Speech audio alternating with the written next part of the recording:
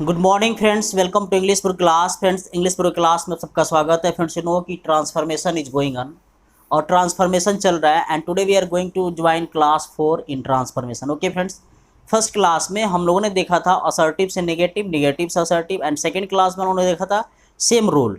It means कि 1 से लेकर 5 और 6 रूल बताए गए थे दो क्लास में। और थर्ड क्लास में हम लोगों ने देखा था interchange of interrogative to assertive. It means कि यदि कोई इंट्रोगेटिव सेंटेंस हु से शुरू होता है या डू डज से शुरू होता है ना, जैसे आर यू मैड है या who does not love his country, इस तरह का शुरू होता है तो उसको हम लोगों ने असर्टिव सेंटेंस में चेंज करना सीखा था। ओके, देखिए उस रूल को हम आगे बढ़ाएंगे आज, क्योंकि इंट्रोगेटिव सेंटेंस का भी फर्स्ट क्लास हुआ है, आज सेकेंड क्लास है। लास्ट क्लास में जो थर्ड क्लास था हम लोगों ने सीखा था, अगर एक एग्जाम्पल दे दिया जाए, जैसे who is greater than God, who is GREATER greater than God, who is greater than God.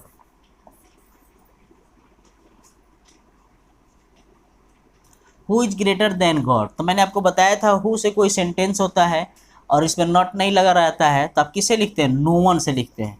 तो लिखेंगे no one is GREATER greater than God, no one is greater than God. तो ये आपका इंट्रोगेटिव सेंटेंस था, ये आपका assertive sentence हो गया, है ना। एवरी वन का प्रयोग मैंने बताया था और एवरी वन के साथ साथ एवरीबॉडी का प्रयोग बताया था। आपसे रिक्वेस्ट है कि आज का जो क्लास चल रहा है वो सबका लिंक जो है प्रीवियस क्लास का हम लोगों ने दे दिया है। तो आज ट्रांसफॉर्मेशन के चौथे क्लास में इंट्रोगेटिव का सेकेंड क्लास आप समझ सकते हैं। ठीक है, तो चलिए हम लोग शुरू करते हैं। आज के क्लास क्या कह रहे हैं आपको ध्यान देना है। आज के क्लास में हम लोग रूल नंबर कितना पढ़ेंगे फ्रेंड्स, रूल नंबर हम लोग 3 पढ़ेंगे। इसके पहले हम लोगों ने 1 और 2 रूल्स को पढ़ लिए इंट्रोगेटिव सेंटेंस में। आज इंट्रोगेटिव सेंटेंस का क्लास आपका 2 है और ट्रांसफॉर्मेशन का क्लास 4 है। उसमें इंट्रोगेटिव सेंटेंस क्लास 2 में रूल नंबर 3 क्या कहता है कि यदि इंट्रोगेटिव सेंटेंस वाई से शुरू हो तो असर्टिव सेंटेंस में इस प्रकार से चेंज किया जाता है। अगर कोई इंट्रोगेटिव सेंटेंस वाई से शुरू होता है, कोई ऐसा एग्जाम ना हो जो वाई से वाला सेंटेंस ना पूछा जाए, तो उसको इंट्रोगेटिव सेंटेंस अगर आता है तो असर्टिव सेंटेंस में इस प्रकार से चेंज करता है। अब इस प्रकार से चेंज करने का सबसे पहले मैं आपको रूल्स बता देता हूँ, उसके बाद आपको सेंटेंस चेंज करके बता देंगे कि आप कैसे चेंज करेंगे। देखिए रूल फर्स्ट कहता है कि सबसे पहले हम इट लिखते हैं, उसके बाद सब्जेक्ट इज लिखते हैं, उसके साथ साथ हम लिखते हैं no use plus verb four plus other words लिखते हैं। आप समझ गए, it is no use verb four लिखेंगे, अदर वर्ड लिखेंगे। अगर आप नो यूज नहीं लिखना चाहते हैं तो आप लिख सकते हैं it is useless, it plus is plus useless plus 2 के बाद वर्ब 1 लिखेंगे, अदर वर्ड लिखेंगे। ध्यान देना है, ये दो रूल आपको ध्यान देना है। अगर नो यूज लिखना चाहते हैं तो आप नो यूज लिखेंगे, लेकिन नो यूज के बाद वर्ब 4 लिखेंगे। अगर आप यूजलेस लिखना चाहते हैं तो 2 प्लस वर्ब 1 लिखकर अदर वर्ड लिखेंगे। चलिए अब हम लोग क्या देखते हैं फ्रेंड्स, एग्जाम्पल्स को देख लेते हैं आपको कैसे बनाना है। जैसे सपोज डेट हम यहाँ एक एग्जाम्पल लिख रहे हैं कि वाई वेस्ट टाइम हेयर। क्या लिख रहे हैं friends, YWAST waste time here, why waste time here. यहाँ टाइम बर्बाद क्यों करना, है ना, यहाँ टाइम बर्बाद क्यों करना। और परीक्षा में आ जाता है इनटू क्या आ जाता है, असर्टिव। क्या आता है फ्रेंड्स, असर्टिव सेंटेंस में इसको चेंज करना है। तो मैंने आपको बताया ना, सबसे पहले आप लिखना अगर चाहते हैं तो इसके बाद लिखेंगे it is no use, it is no use wasting, WSTING wasting time here.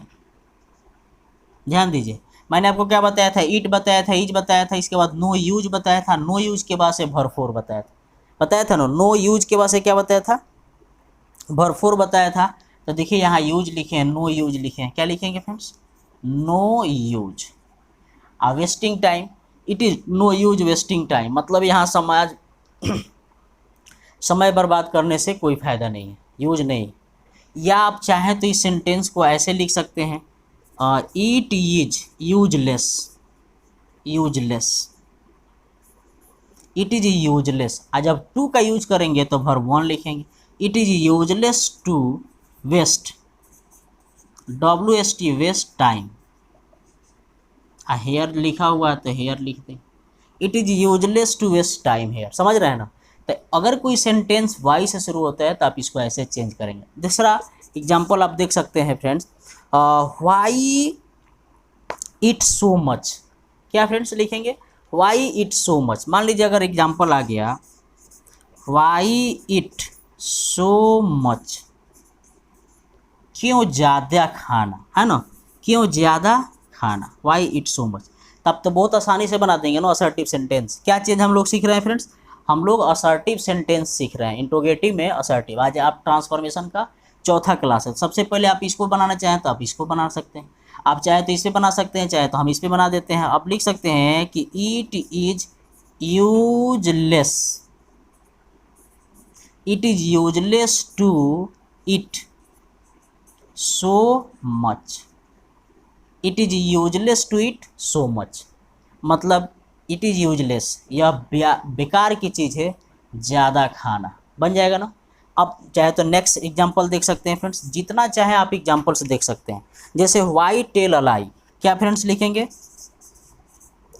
Y T E double L, tell a lie, झूठ क्यों बोलना, है ना, झूठ क्यों बोलना। तो आप बताइए कैसे बनाएंगे? आप यूजलेस से बना देंगे ना, तो लिखेंगे it is useless, it is useless to tell a lie, it is useless to tell a lie. मतलब झूठ बोलना क्या है? व्यर्थ है। बना सकते हैं ना ट्रांस। अब आप कोई भी सेंटेंस अगर वाई से आता है, लेकिन एक बात ध्यान देना है फ्रेंड्स कि इस सेंटेंस को जो आप देख रहे हैं इसमें सब्जेक्ट नहीं है, सीधे वाई है, वर्ब है, उसके बाद नाउन वगैरह है। इसमें भी सब्जेक्ट इसमें भी सब्जेक्ट नहीं है, इसमें भी सब्जेक्ट नहीं है। अगर सब्जेक्ट वाला आता है, मैं ऊपर एक क्वेश्चन को मिटाकर मैं आपको समझा रहा हूँ, तो आप उसको कैसे बनाएंगे। जैसे किसी सेंटेंस में सब्जेक्ट नहीं, अब यूजलेस से बना लेंगे, बहुत आसान तरीका है ना। अब देखिए, अगर मान लीजिए मैं एक सेंटेंस को मिटा दूं, यहाँ से एक सेंटेंस को हम मिटा देते हैं, और मिटाने के बाद जो है, अगर मान लीजिए एक सेंटेंस आ जाता है इस तरह का, जैसे वाई आर यू वीपिंग, है ना, वाई आर यू वीपिंग। मान लीजिए सेंटेंस नंबर 4 हो गया, why are you WEEPING, why are you weeping, आप क्यों रो रहे हैं। तो देखिए वाई इट सो मच, इसमें सब्जेक्ट नहीं ना था, लेकिन इसमें सब्जेक्ट है। तो सबसे पहले आप क्या लिखेंगे? वाई को वाई लिख देंगे, यू लिख देंगे, आर लिख देंगे, WEEPING, ऐसे भी आता है। तो इसलिए सावधान रहना है। देखिए आप क्यों रो रहे हैं, है ना, तो इसका असर्टिव सेंटेंस हो जाएगा ज्यों आप रो रहे हैं, है ना। जैसे अगर कोई पूछता है कि WHERE, where do you live, आप कहाँ रहते हैं, DULIV, where do you live. तो आप, यह इंट्रोगेटिव सेंटेंस है। क्यों इंट्रोगेटिव सेंटेंस है? क्योंकि सब्जेक्ट के पहले डू डज लगा है, तो इंट्रोगेटिव सेंटेंस है। तो अगर इंट्रोगेटिव सेंटेंस को अगर आपको असर्टिव में चेंज करना है, तो आप कह सकते हैं कि वेयर यू लिव। अब ये आपका असर्टिव सेंटेंस हो गया। वेयर डू यू लिव, आप कहाँ रहते हैं, तो वेयर यू लिव, जहाँ आप रहते हैं, है ना। तो आप इस तरह से बना देंगे ना, आप इस तरह से सेंटेंस को देखिए। तो वाई वाला सेंटेंस, अगर वाई के बाद डायरेक्ट वर्ब आता है, मेन वर्ब आता है, इसमें सब्जेक्ट नहीं रहता है, तो इस रूल से बनाएंगे। लेकिन अगर इस तरह से आता है तो आप ऐसे बनाएंगे, सब्जेक्ट वाला बनाएंगे। चलिए और मैं कुछ एग्जांपल्स आपको मैं बता देता हूँ, ताकि आपका प्रॉब्लम क्लियर हो जाएगा। जैसे मान लीजिए अगर सेंटेंस आ गया वाई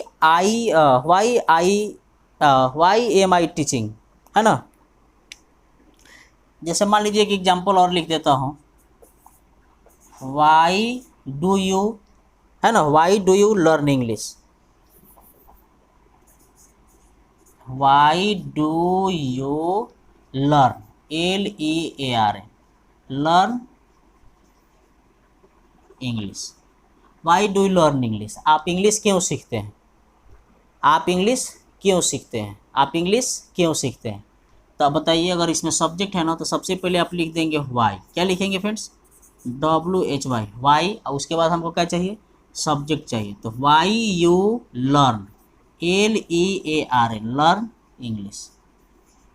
अब कहेंगे कि डू कहाँ चला गया, तो चूंकि डू था तो इंट्रोगेटिव था, डू हट गया तो असर्टिव हो गया। और डू इसलिए था क्योंकि वाई लगा था, और डू इसलिए था क्योंकि सब्जेक्ट के बाद आया था।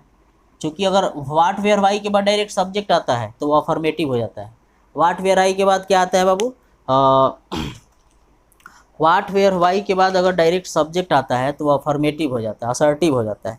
लेकिन वाट वेयर वाई अगर के बाद अगर डू ड जाता है तो क्या हो जाएगा, बताइए क्या हो जाएगा, वो आपका हो जाएगा इंट्रोगेटिव सेंटेंस हो जाएगा। तो आप इस तरह का सेंटेंस बना लेंगे ना। चलिए अब मैं क्या करता हूँ कि कुछ ऐसे आपको कुछ सेंटेंस बता देता हूँ जिस पे कुछ रूल काम नहीं करता है, मैंने उसको आपको रट्टा मार लेना होता है। क्या मार लेना होता है फ्रेंड्स, रट्टा मार लेना। जैसे वाई से सेंटेंस आएगा तो आप बना लेंगे, यूजलेस करके बना लेंगे या नो यूज करके बना लेंगे, और इसके अलावा सब्जेक्ट आता है तो आप उसको बना लेंगे। लेकिन अगर कुछ ऐसे सेंटेंसेज आते हैं परीक्षा में जो बिना रूल के हैं, उसको मैं कुछ लिख देता हूँ।